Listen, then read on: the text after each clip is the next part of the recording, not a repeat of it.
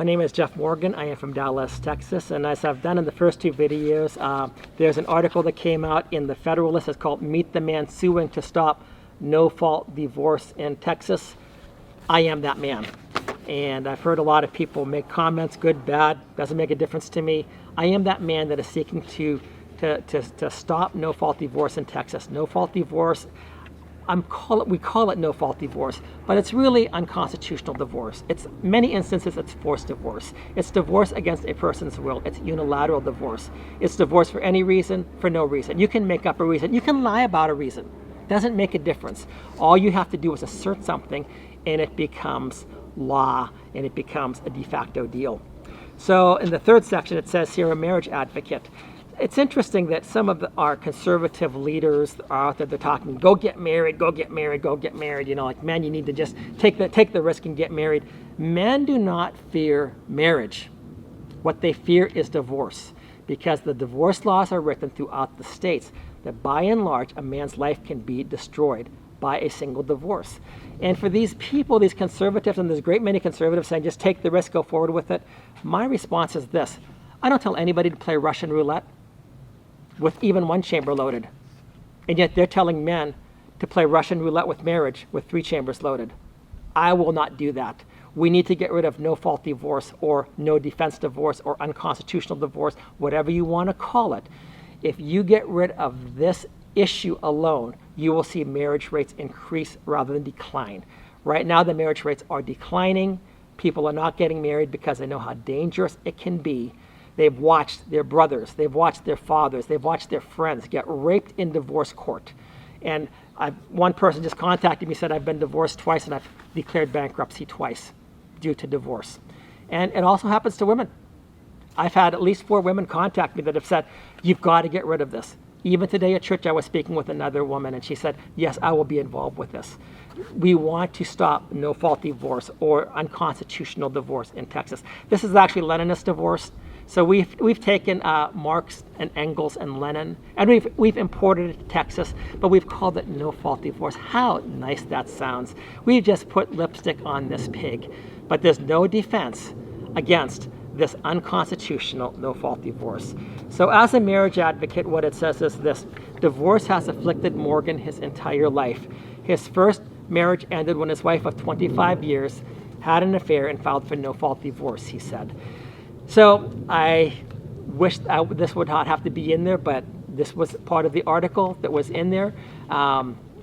It is a shame that you can be transgressed against, and I'm not saying that anybody's perfect, but I'm just saying that when you can sin, when you can have these type of relationships and then file for no-fault divorce, which is perjury on the outset, it's a lie, something is wrong. And again, in every marriage, you're going to have difficulties. I was hoping, honestly, that there were things that took place in our marriage, and I thought, well, you know, acting out of character, whatever, we can't resolve things. We can still have a marriage that actually glorifies God. And that didn't happen, and it should have happened. And I will also say at the same time that the church was miserably incompetent in this area. This is the same thing that's happening right now. The church has been awful. In fact, I would call the church almost the torpedo that sabotaged our marriage at this point. I will get into that again in a future video as well. But in this point, the couple had 3 children. He's also a child of divorce and told me he was so shaken when his mother had an affair and split their family that he wanted to kill himself. Now, I was a teenager at the time, and I was so hurt by what took place there. Of course, they tried to say, well, you know, it's no-fault divorce, we're just moving on. I saw what was taking place. Now, my mom and her husband were married for many years, faithfully married, but I lived with my dad during a lot of that time, and I saw the impact on him, and I hated it. I could not believe that he would have to be paying for this stuff. My father was a product of, like many people, some type of divorce. So when his father walked away from his family, and it wasn't because his father walked away, but because his grandmother forbade his mother from joining his father as he was going on to another state. So he was a product of this. And divorce, by the way, has transgenerational impacts. Your divorce may affect your grandchildren. And I think that that's very unfair to your grandchildren. Oh, but we just couldn't get along. I think that's garbage for the most part. You may not want to get along. You might think that the grass is greener someplace else. And maybe it is actually greener someplace else. For me, I said this. Once I got married, even if I saw the person and somebody said, Jeff, this is the perfect person for you, you would have the best life possible, it would not make a difference. My vow to God would have overridden any type of inclination that I might have to go be with that other person. I want to be faithful to the Lord my God, and to whom I made my vows. My marriage vows meant something. My marriage vows were till life, till death do us part. And the state, a secular judge, it could be a judge who has no religious bearing, it could be a homosexual judge, it could be a lesbian judge, it could be any sort of judge. They can destroy my marriage. When I took a covenant and when I made a vow in a covenantal marriage to God, something is wrong with this whole scenario. With regard to my mom, I was so mad what was going on, and it was so painful to me that, yes, at the time I actually believed in a reincarnation sort of thing. I read books that my mom had, and I thought, you know what, I can kill myself and I can watch her cry over my grave when I'm there. I'll just be floating above. I'm not saying that's right. I'm just telling you that's where my mind was at the time. And I wanted to inflict pain on my mom because of the pain that she inflicted upon me. Anyway, we did, obviously for anybody who's known the relationship with my mom, you've seen that, things changed in our lives. I missed my mom. My mom passed earlier this year. Last year I took an entire month off of work to be with my mom, took sick leave, took annual leave, whatever I needed to, and it was the best thing that I did. We had probably the best month together in our entire lives. And then when she was taken into hospice this year, we knew she had dementia. I would visit her 3 times. I'd visit her February, March, and April, and was up there for about 10 days each time.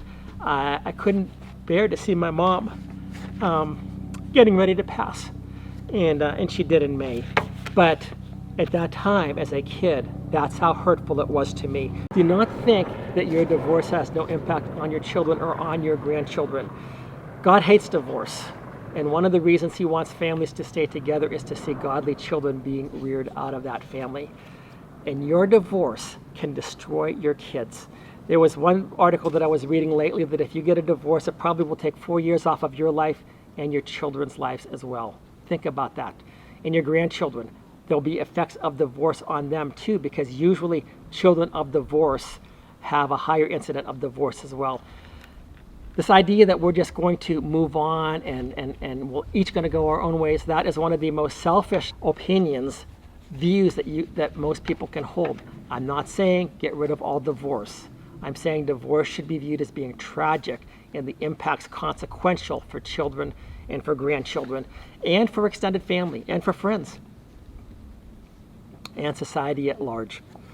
The article continues. It says, but Morgan still loves his wife and believes reconciliation is possible. 100%. There is no doubt in my mind. I've talked with many people. Not a single person that I know of agrees with this divorce. Even the church that did such a horrible job would still say that that's not God's will, but they will not acknowledge how poor of a job they did in this whole thing. But I know I've talked with counselors, I've talked with many people, and not a single person believes that we should be going through this at this point in time. I know that my wife suffers various illnesses. She has challenges with her son, who has many medical challenges. Adult live-in son with serious medical issues. And when I married my wife, I knew about these issues. I was aware of them. I think that maybe on some degree I may have underestimated some of them, at least the impact on her. But I'm still committed to that. I'm still committed to being her husband and to being around for her son. The only thing I did not want to do, because at the time her ex-husband was alive, I would never say that I was her son's father, because he had a father. Whether she liked him or not, whether he was a good father or not, I don't know anything about that. But I have a code that I should not be taking somebody else's place as a father. Now that he's gone, that might be different. But anyway, that is what's going on there right now. After seeing the damage divorce damage in my own life and that of others, I became a staunch advocate for divorce reform 11 years ago. Our country has destroyed the institution of marriage. That which is holy and should be the greatest blessing and source of security is treated as profane, inflicts untold suffering, pain, and insecurity, and no longer portrays Christ's love for the church, he told me. In 2019, as I had mentioned earlier, the Ruth Institute, an interfaith coalition focusing on defending the family, awarded Morgan its Activist of the Year award for his tireless work. And this was a surprise to me. I did not expect this. I was completely caught off guard. I was awestruck, but I want to thank Dr. Jennifer Roback Morris. She actually awarded this to me. I didn't know what to say about the whole thing. And Dr. Morris said this: Jeff has seen divorce in the perspective of the child, the abandoned, the reluctantly divorced spouse, a parent, and an alienated grandparent. Divorce does not end things. Divorce causes a whole bunch of new problems, more complicated problems in most instances. And he also added, according to Dr. Morris, had become aware of how little the state did to protect marriage and family. And this is what I think is another crucial issue. The state is not protecting marriage. The state is not protecting the family.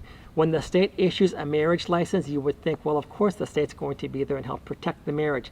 The state will not do so. The marriage license is something primarily for other things, but the state is involved, I believe, in fraud if they're issuing marriage license and not protecting the institution of marriage. And I'll give on my very last point here in this article in just a moment. Again, I beseech, I request, I ask your prayers for my wife and myself. We should be reconciled.